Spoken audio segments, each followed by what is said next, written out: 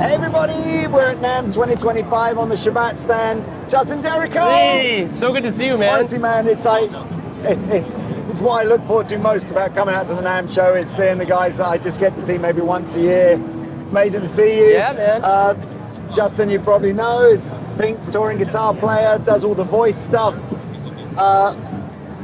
Honestly, one of the best guitar players we've ever had on our channel. Too kind. And we met, I don't know, last year or the year before. You've been working with Abby, putting the Shabat signature series together. Yeah. And do I sense a little bit of Dweezil envy with the new big signature style, dude? Okay. So I'll tell you a story. The way this whole thing went down was I did NAMM last year, and I bumped into Dweezil, and he was showing me his guitar, and I was like, which is awesome. And so I totally had whammy bar envy, especially with the Vega Trem, because it's just it feels really good. You can go, up and down with it, and it holds tune really well. And it's just a really nice, sexy bridge. So because of Dweezil and because I played that very guitar, I was like, well, I gotta do that. So what else, did you have to modify anything else on the guitar to put the Trem on, or is it basically the same as the regular version? It's basically the same. The only difference is this is the prototype, right? So this is the only one at the moment. So one of the things was, I was really trying to get the snake headstock, because I love that headstock. I love this one too, but I was trying to keep it that. But we were having issues because of the break, and Avi explained it to me because of the break on the D and G string. I was just having a hard time keeping it tuned. So we decided, hey, screw it, let's just go with this. And then I think it's always interesting. You take the classic Fender headstock design, and you just think it's just a nice aesthetic. Yeah. But it's so much more than that, isn't it? It is this very clever way of keeping the strings as straight through the nut as possible. Because as soon as you're doing this, all your tuning problems are here. People think the tuning problems are here, but they're it's all here. And we were like, we couldn't put a locking nut on it because it doesn't have fine tuners. We tried pocket tuners. Still, I mean, it was a little bit better, but marginally. And I just, I needed to be in tune. So, but I love it, man. It came out great, and it's. I don't know how we're here in a second, but the Vega thing. Vega sent me. I've put a couple of these on my guitars. I can't understand how floaty it can be. I don't know if that's the word. Yeah. And yet still go back to pitch. Yeah. It's amazing. Genius. Yeah. So look, we should hear a little bit of the tones from this.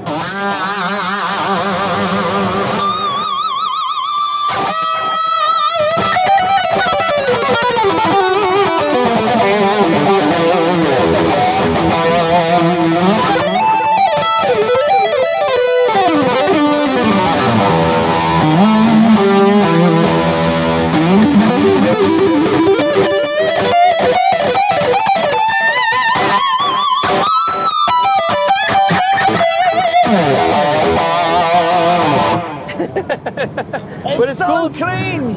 It's like, honestly, there's people who can shred, and then there's like a teeny weeny percentage that can shred that clean. It's nuts. I honestly feel sloppy at the moment, to be honest. Oh man, it's nuts. But I mean, no, this guitar's great, man. Can we just, how are you switching then when, on the tour? What are you generally staying with the Hardtail versus the Trem, or are you trying to just use one over the other? Well, the tour just finished a few months ago, and I only just got this one. This one? Yeah. So this one is zero. So this one, these are both zero, right? These are both the prototypes, and you can see here, on this one on tour, because I'm a bit fidgety with all my. Yeah. What's happened here? So I on tour with Pink, I'd be out there soloing, and I'd be on the bridge pickup, and then I'd go to hit this.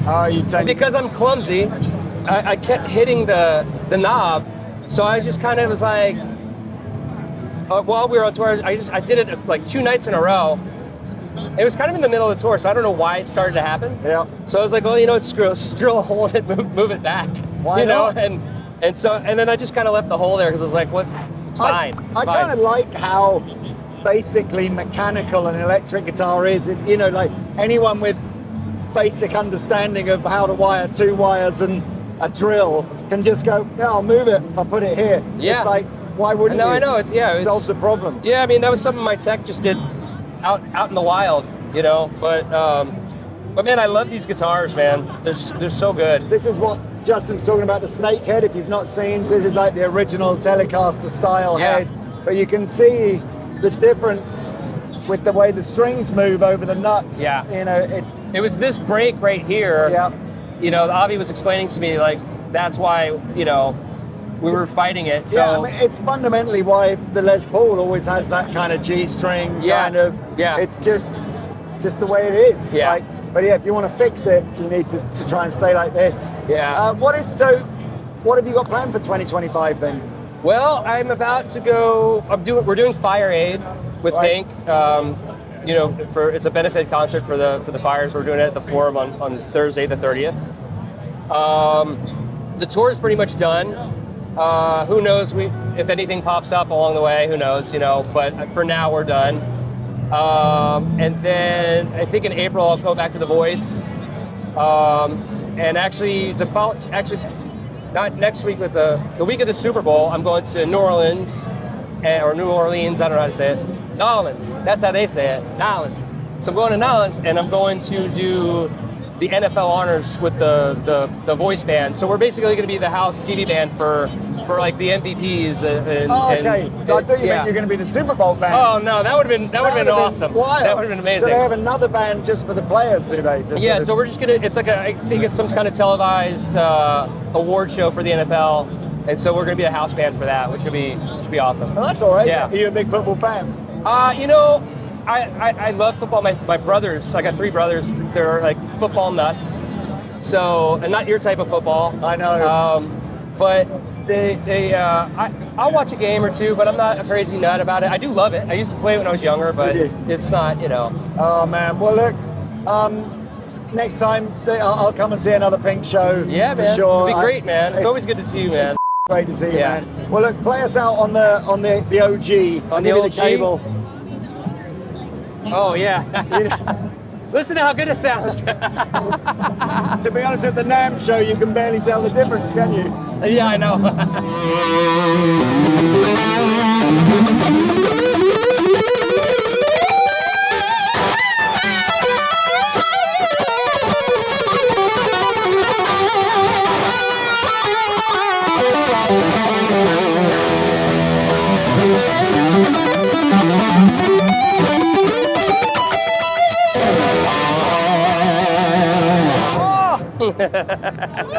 Do yourself a favor and get to a Shabat dealer, preferably Andertons. Try one of Justin's guitars. They are just fantastic. I don't know where we're cutting this footage in, before or after the thing with Justin, probably after, but before we leave the Shabat stand, I just want to show you some of the other guitars. Shabat, if you're not familiar, is a pretty small builder run by Avi Shabat out of California. Things are really blowing up for him. He's attracting more and more artists. He's got an amazing reputation. Prestigious builders like Nick Huber speak very highly of him, and he's a sweetheart guy as well, which is important. So I thought I'd just show you some of the guitars he's got on the stand. This is the Bobcat. As you can see, it's like a inspired, you know, Fender Duosonic kind of inspired thing. I played the first one of these last year at the NAMM show, and it was one of the best, most resonant, fun to play guitars I'd ever played. And I bought it for the store. A little bit of trepidation, because it's pretty expensive. It's certainly more expensive than you could go back and buy like an actual vintage, you know, Duosonic. But they're just so much more resonant and magical than the original ones, because the original ones were designed to be student guitars. Anyway, we've sold 3 of these this year, which is crazy. So I'm probably going to grab this one as well and see if we can take this home. Anyway, that's the Bobcat. You saw me interviewing Justin Derrico. His guitar is based on the Lion. I love how they've managed to do this like Les Paul custom Telecaster sort of hybrid thing. Amazing guitar. That's probably the most popular Shabat guitar that we sell. Shabat is a custom builder, so pretty much you can have any of these shapes in any colors and pickup configurations. They're all the models are named after big cats. So this is the Puma. Again, it's got a slightly more offset vibe to it. Mastery Trem system. I'm not sure what the pickup's on here, if these are Lollas or whatever, but it's like a gold foil style pickup. The Lynx is the Strat style guitar. This is probably the most conventional guitar you're going to see from Shabat.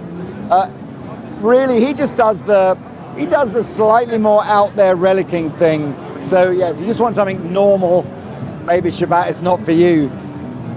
What I think everybody unanimously thinks about the Shabat stuff though, is it's player stuff. It's guitars to play. They just sound and feel immense. Tim Pierce, one of my favorite guitarists and one of the people I probably respect the most. He's bought Shabat guitars. He's working with Harvey to make a guitar for him, which is amazing. Here's another Lynx with a couple of, what are these? They're Lolla pickups. They're like a Filtertron style pickup. Love the gold over sunburst. Avi himself is actually a bass player. So if you see bass guitars on the stand, he obviously knows what he's doing there. Whoa. Oh! Hey, if I don't see you, take care of yourself. Yeah, you too, man. That is one of the more traditional guitars that Harvey makes. The snakehead headstock kind of divides opinion. Some people think it looks cool, some people think it doesn't. If you didn't realize, that was actually the very original broadcaster design from Leo Fender, had a headstock on it like that before he went to the 6-a-side.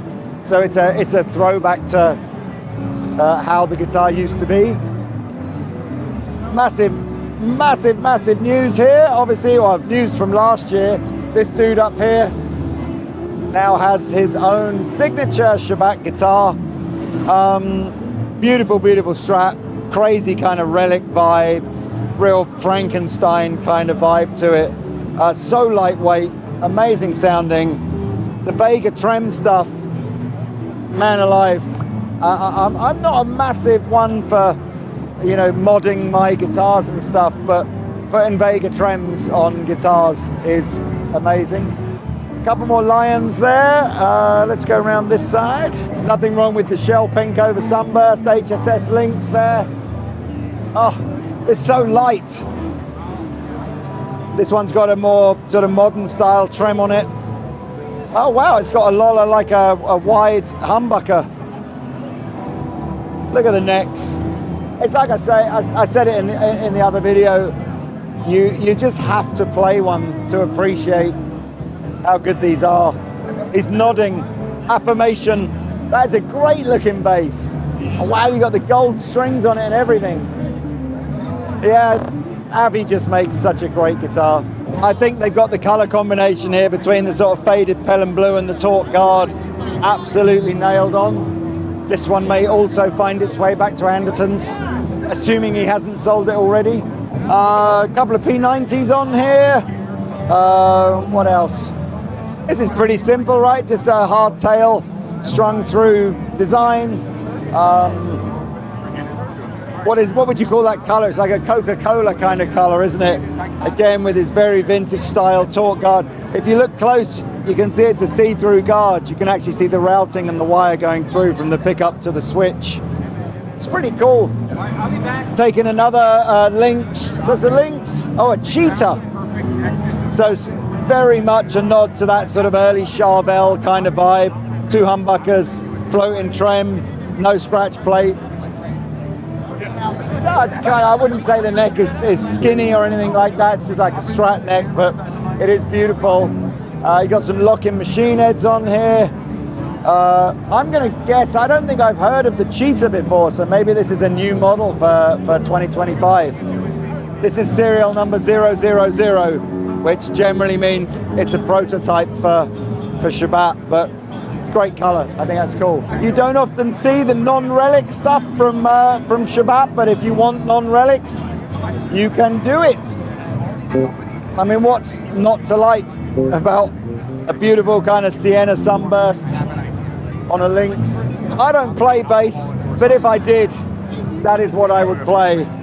It's like a Mustang Bronco style short scale bass.